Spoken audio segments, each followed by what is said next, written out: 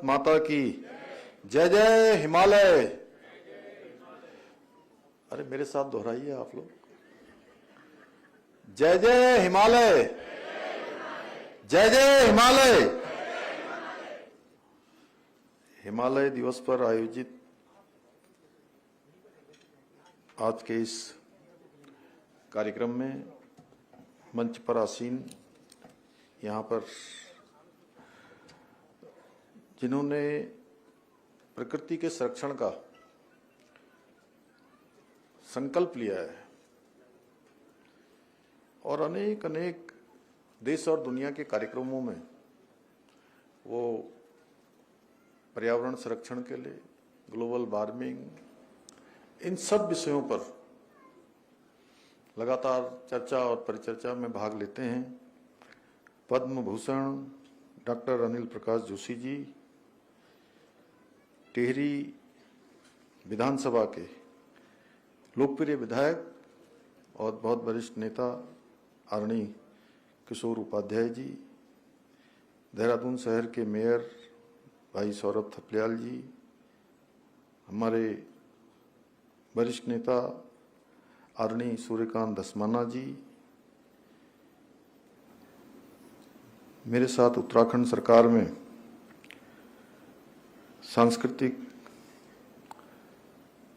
क्षेत्र का प्रतिनिधित्व करने वाली आदरणीय बहन मधु भट्ट जी, महानिदेशक यूकॉस्ट प्रोफेसर दुर्गेश पंत जी, और इस कार्यक्रम में आए हुए सभी हमारे बड़े बुजुर्ग, माताएं, बहनें, सभी मेरे युवा छात्र छात्राएं, मीडिया के सभी मित्र, मैं इस कार्यक्रम में उपस्थित सभी हिमालय प्रेमियों को, पर्यावरणविदों को और विभिन्न संस्थानों के प्रतिनिधियों का यहाँ आने के लिए और इस कार्यक्रम में सहभागिता करने के लिए राज्य के मुख्य सेवक के रूप में आप सभी का हृदय से स्वागत करता हूँ, आप सबका अभिनंदन करता हूँ। साथ ही मैं आज आप सभी को हिमालय दिवस की भी शुभकामनाएं देता हूँ और मैं आज के इस अवसर पर हमारे बीच में उपस्थित हिमालय पुरुष श्री अनिल प्रकाश जोशी जी का भी आभार व्यक्त करता हूँ, जिनका संपूर्ण जीवन हिमालय एवं पर्यावरण संरक्षण के लिए निस्वार्थ रूप से समर्पित किया है। सच में जब कभी भी आप मुझे मिलते हैं तो मुझे बहुत प्रेरणा मिलती है, आपसे हमेशा प्रोत्साहन मिलता है और प्रकृति को मानने की बात जो उन्होंने अभी हम सबके समक्ष कही, वो बार बार इसका स्मरण मुझे कराते हैं। भाइयों बहनों, हिमालय मात्र बर्फीली चोटियां, विस्तृत पर्वतमालाओं का केवल समूह नहीं है, बल्कि ये संपूर्ण भारतीय उपमहाद्वीप का जीवन स्रोत भी है। ये न केवल भारत के उत्तर में अटल प्रहरी का काम करता है, बल्कि इसकी पर्वतीय नदियां पूरे देश की जीवन धारा है, जिसके बारे में अभी किशोर उपाध्याय जी मुझे पूरे देश के सभी राज्यों में समृद्ध भी बता रहे थे और क्या ताकतवर भी बता रहे थे, शक्तिशाली है केंद्रीय रूप से। उसका सबसे बड़ा कारण तो हिमालय ही है। सबसे बड़ा हमारा 70% से अधिक भूभाग जो वनों से आच्छादित है, नदियों से आच्छादित है, हिम ग्लेशियरों से आच्छादित है और देवों की कृपा से भी आच्छादित है। क्योंकि जहां आप जाएंगे पूरे राज्य के अंदर आपको वनों की एक बड़ी श्रृंखला दिखाई देगी, पर्वतों की श्रृंखला दिखाई देगी और इसके साथ साथ देवों के और देव स्थानों की भी एक बड़ी श्रृंखला जो कभी समाप्त नहीं होती है। जहां तक आप जाएंगे एक न एक देव स्थान भी आपको दिखाई देगा। तो जहां इतनी प्रकृति के द्वारा दिए हुए इतने सारे उपहार हों, प्रकृति द्वारा प्रदत्त इतना आशीर्वाद हो, तो सच में मैं आपकी बात को मान लेता हूं कि हम सब, मैं अकेला नहीं, हम सब पूरे देश के अंदर सबसे समृद्ध और सबसे शक्तिशाली लोगों में से है। देवभूमि उत्तराखंड का एक एक जन, जो केवल आपने मुझे उद्धृत किया है, मैं ये हर एक उत्तराखंड वासी को उद्धृत करता हूं, हर एक हिमालय वासी को उद्धृत करता हूं।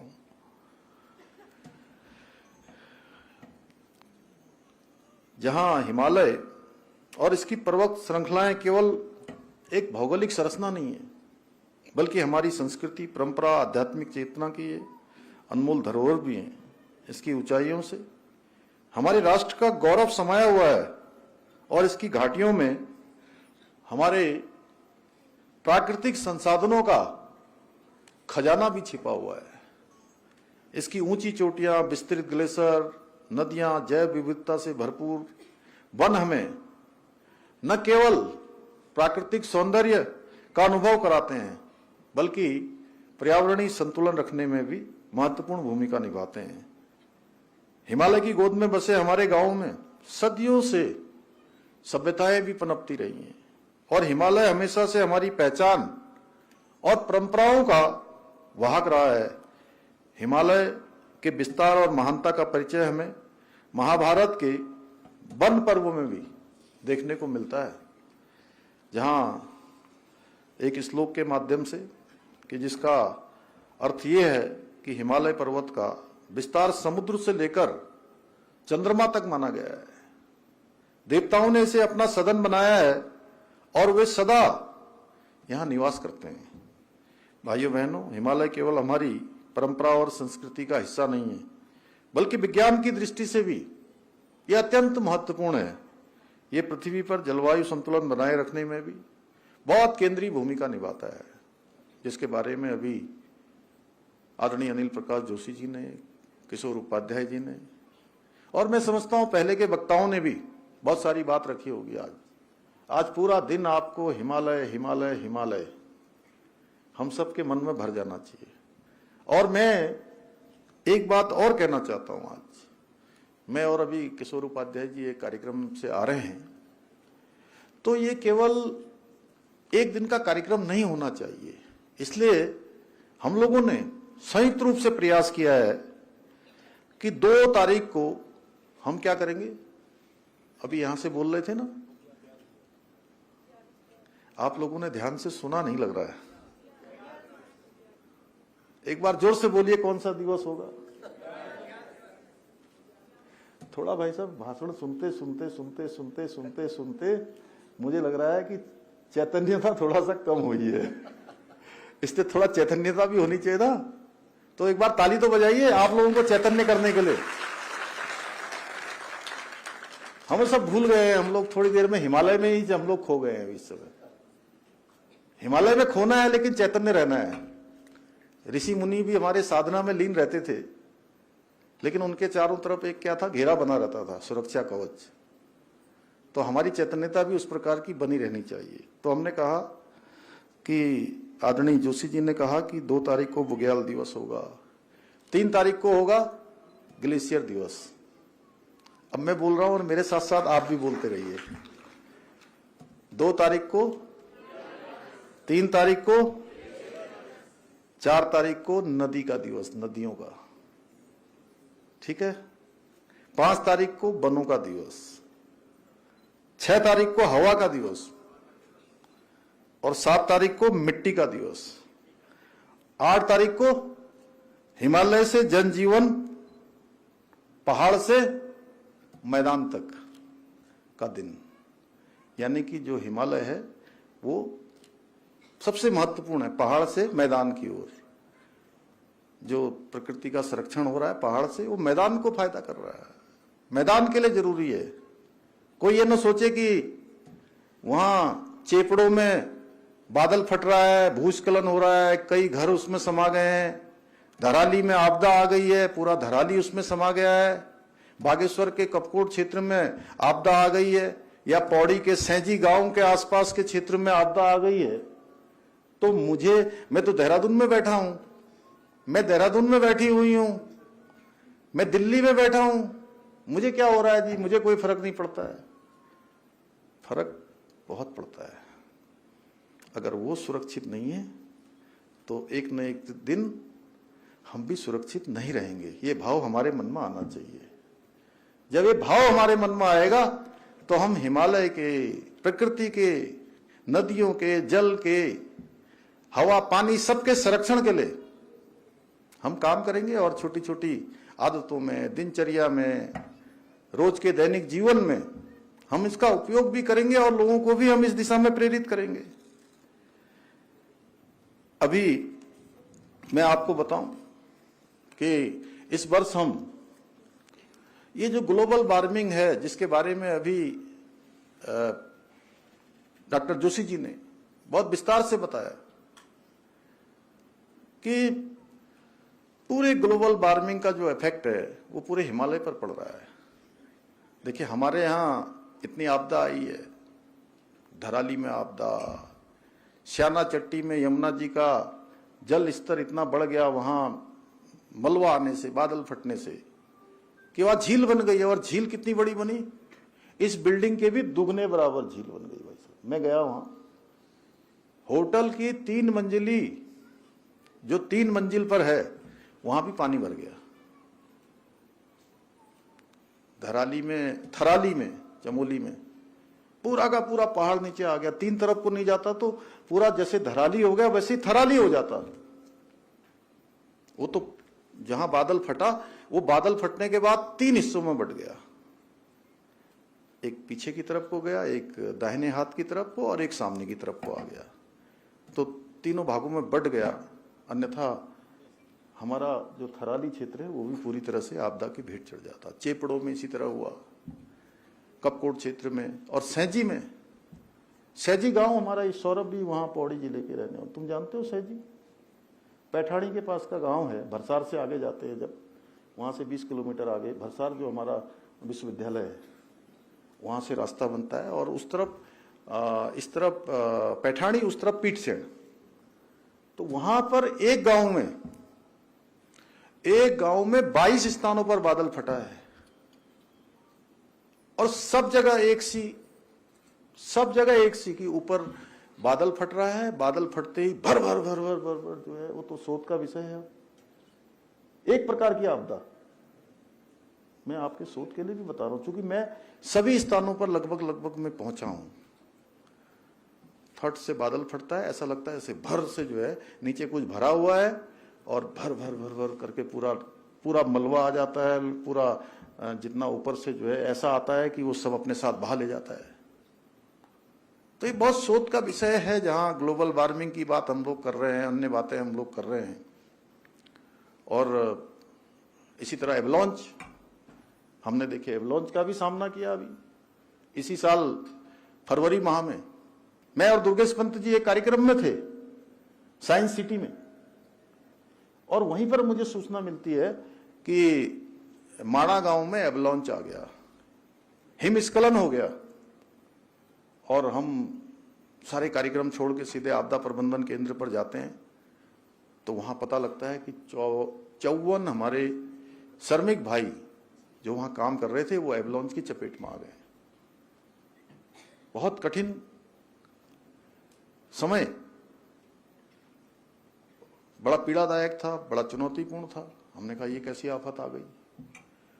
गए, अगले दिन हम गए, धीरे धीरे जो है हमने उसमें से 46 लोगों को सुरक्षित हमने निकाल लिया। मैं वहां पर भी, एवलॉन्च में भी वहां पर पहुंचा। जैसा अभी आदरणीय जोशी जी कह रहे थे, हमारे बच्चे बैठे हैं पीछे, अब सबने मेरी तरफ ध्यान किया, अभी तक ध्यान कहीं और था।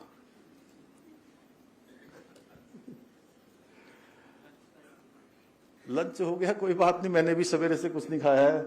अब इतनी दूर आया हूं तो मुझे लगता है कि मुझे कुछ बोलना चाहिए जो मैंने सीखा है, और आपके बोलने से ही मैंने कुछ पंक्तियां उठा ली इसमें से। जब हम छोटे थे, मैं पिथौरागढ़ में पैदा हुआ, बहुत सीमांत क्षेत्र में, कनाली छीना से बिल्कुल काली गंगा के किनारे, काली गंगा के किनारे। और वही काली गंगा आगे चलकर हमारी जो है गौरी गंगा, काली गंगा मिलकर शारदा बन जाती है। और कोई मेरे गांव में गया होगा जहां मेरा घर है खटीमा में, तो उस शारदा जी में और घर के बीच में एक रोड है बस। तो मैं शारदा के साथ साथ उस मां शारदा की कृपा से जो भी काम कर पाया, जो भी सीख पाया, उसमें मैं बहुत नहाता था, कम से कम 8 से 10 घंटे। कुमाऊं बोलते हैं बौ काटना, तैरने को क्या बोलते हैं, ललित? हैं? हाँ, तो खूब मैं बौ काटता था, दिन भर नदी पार करना, आर करना, ये करना। खैर अब तो वहां मगरमच्छ आ गए कहते हैं लोग, अब नहीं जाते। मैंने अपने बेटे से कहा, बेटा तू इसमें तैर सकता है? बोला पापा इसमें क्रोकोडाइल है। तैरना जानता है। तो बचपन में जब एक गर्मी के दिन आते थे, बच्चों बड़े ध्यान से सुनो ये बात, जब गर्मी के दिन आते थे तो हम सारे जो है अपने कपड़े उतार के खाली एक कच्छे में, छोटे थे कच्छे में घूमते थे, और ऊपर से आ रहा है, बारिश आ रही है, खूब हम नहा रहे हैं और खुश हो रहे हैं, बड़ा आनंद आता था। और अब मैं राज्य का मुख्य सेवक हूं, जिस दिन भी ज्यादा बारिश आती है, यहां बिजली खड़कती है, या मैं रात में सोने से पहले 11-12 बजे आपदा से समाचार लेता हूं कि आज कहां का अलर्ट है, तो सच बता रहा हूं कि कुछ देर में बिस्तर पर बैठता हूं और नारायण का ध्यान करता हूं। हे नारायण, हम पर कृपा करना, कहीं कोई भी जो है इस प्रकार की चीज नहीं हो, हम सबकी रक्षा करना।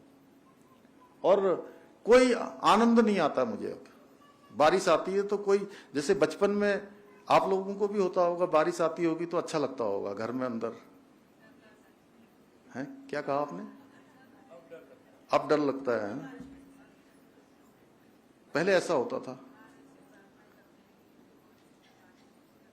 बिल्कुल, यही अब सबके साथ हो गया है। तो ये बदल गया। अभी ऐसे ही देखिए, अभी एक एवलॉन्च की बात मैंने बताई, इधर बारिश की बात बताई।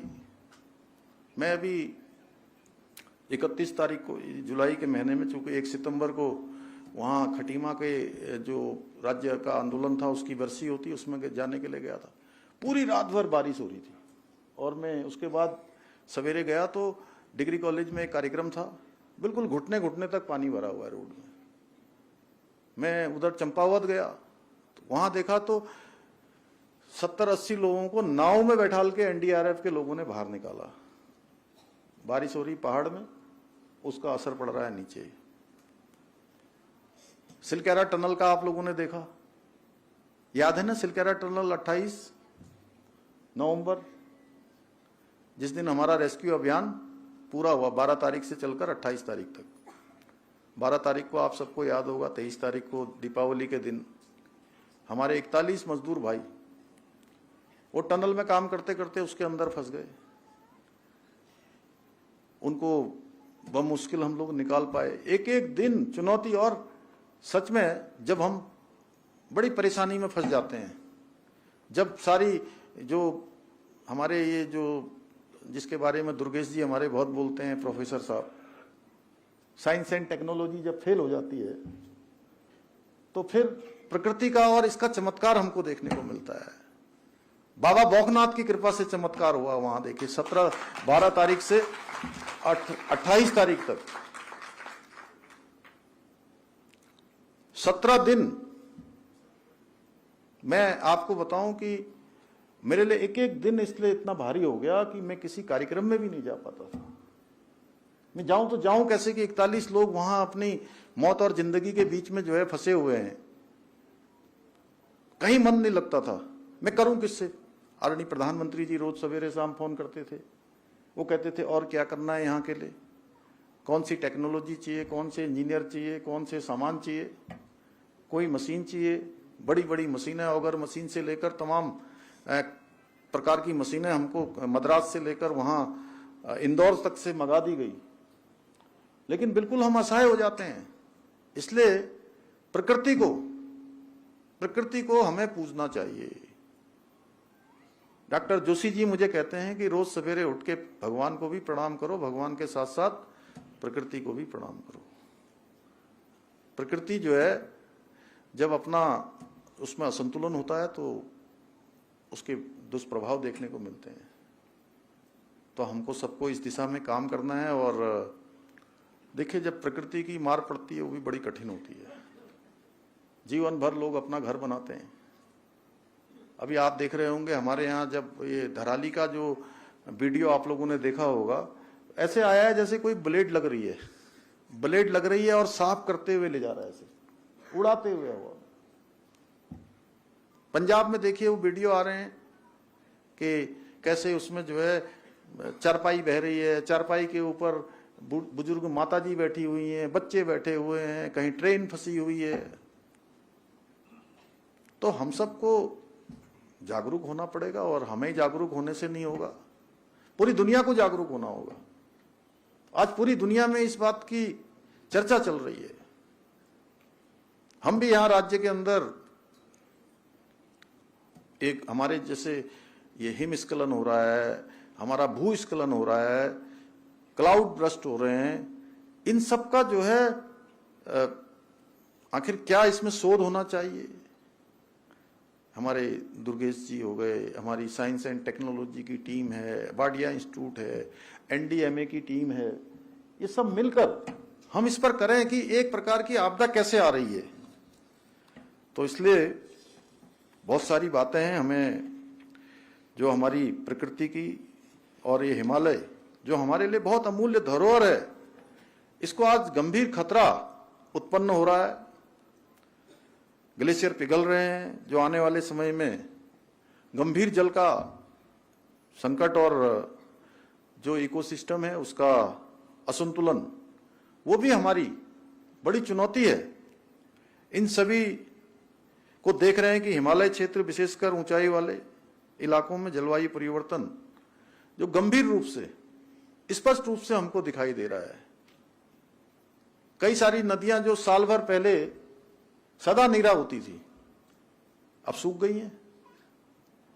मैं तो बहुत सारे रास्तों में देखता हूं, एक जगह मैं अभी बड़कोट से स्याना चट्टी तक गया गाड़ी से, एक जगह मुझे धारा आते हुए दिखाई दिया। मैं खट से गाड़ी से उतरा भाई साहब सूर्यकांत जी, और मैंने बचपन में इन धारों में बहुत बार पानी पिया ऐसे अंजलियों भर के। मैं गया एकदम से खट से, मैंने एक जगह दिखा मुझे दुकानों के पास, मैं रुका था वहां दुकान के पास, और तुरंत मैंने पहले अपना आचमन ही करा, मैं चूंकि ऐसी जगह से आ रहा था, फिर उसके बाद मैंने वहीं पर जो है थोड़ा पानी पिया। लेकिन आज ऐसे धारों को देखने के लिए हमें आंखें तरस गई हैं हमारी।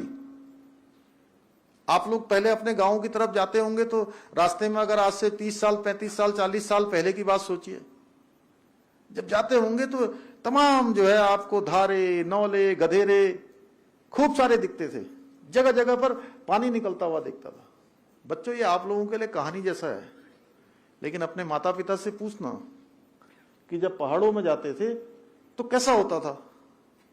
जगह जगह पर आ रहे हैं पानी की, जैसे आजकल वो टोटी वाला लगा रहता है ना, बिना टोटी वाला पानी पूरे 24 घंटे बहता था, 1 सेकंड भी नहीं रुकता था वो। आज बंद हो गया। वर्षा की जो तीव्रता है वो लगातार बढ़ रही है, क्लाउड बर्स्ट हो रहे हैं, भूस्खलन आपदाएं बार बार घटित हो रही हैं। इन घटनाओं की आवृत्ति और उनका प्रभाव दिन प्रतिदिन बढ़ रहा है, और हमारे राज्य में इतनी प्राकृतिक आपदाएं आई हैं, इनसे निपटने के लिए हमने वैज्ञानिक संस्थान, विशेषज्ञ, इन सभी के बीच एक कोऑर्डिनेशन करना, समन्वय स्थापित करना अत्यंत आवश्यक है। इसी को ध्यान में रखते हुए गत वर्ष मैंने एक उच्च स्तरीय समिति के गठन के निर्देश भी जारी किए हैं। मैं आप सबको ये बताना चाहता हूं कि इस वर्ष नवंबर में जलवायु परिवर्तन में विश्व आपदा प्रबंधन सम्मेलन का हम आयोजन करने जा रहे हैं, जिसकी हमने 2023 से शुरुआत करी थी।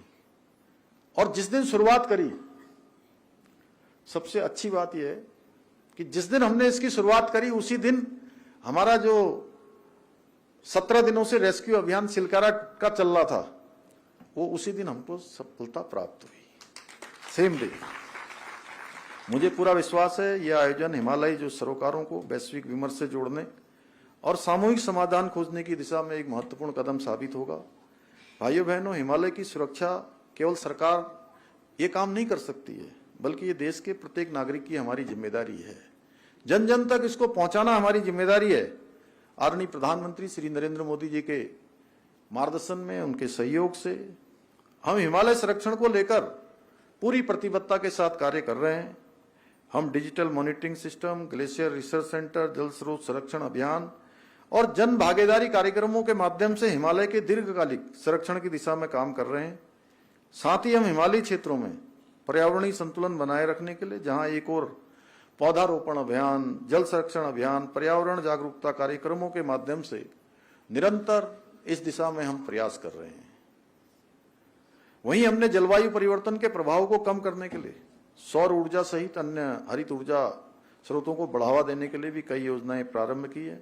हमने राज्य में प्लास्टिक वेस्ट के प्रबंधन के लिए डिजिटल डिपॉजिट रिफंड सिस्टम, आज आप लोगों ने एक दैनिक जागरण अखबार में एक न्यूज आई है जिसमें हमने एक बड़ा जो कचरा प्रबंधन है इसमें 72 टन, इससे जो है एक छोटी सी पहल से हम हिमालय क्षेत्र में 72 टन कार्बन उत्सर्जन को कम करने में सफल रहे हैं।